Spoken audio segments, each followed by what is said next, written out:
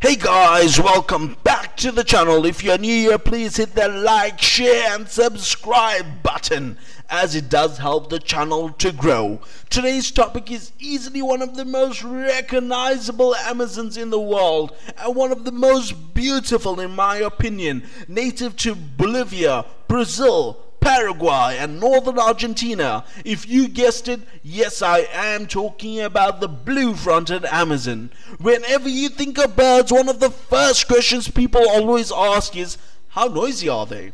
And are they good talkers? Amazons, in all honesty, can be a bit noisy, especially first thing in the morning and towards late afternoon.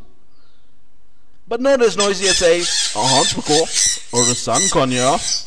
When it comes to talking, they can rival the African greys, but are definitely much better screamers. With that being said, if you're still insistent on getting one as a pet, I should mention that Amazons are one of the most rehomed birds, and is definitely a lifelong commitment of about 40 years given good care and husbandry.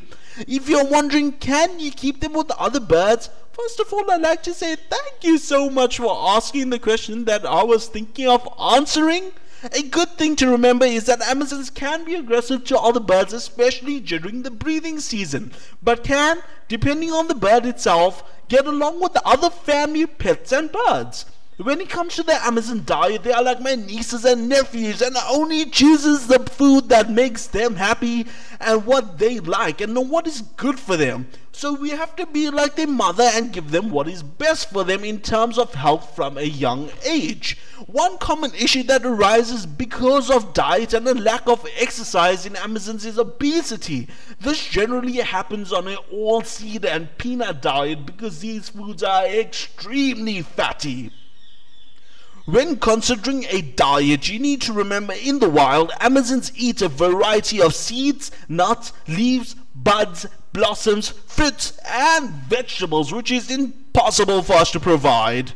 Luckily, we can provide a pellet which is well balanced and provide your birds with the necessary diet requirements. You cannot, and I repeat, you cannot only feed a pellet. You will need to provide some vegetables, seeds and nuts. In my personal aviaries, I feed a 60% well balanced pellet, 30% veggies and 10% seed and nut. In order for your bird not to be picky on what vegetables they eat, I suggest that you grind it up as small as possible so they can get the best healthy option out of all the vegetables.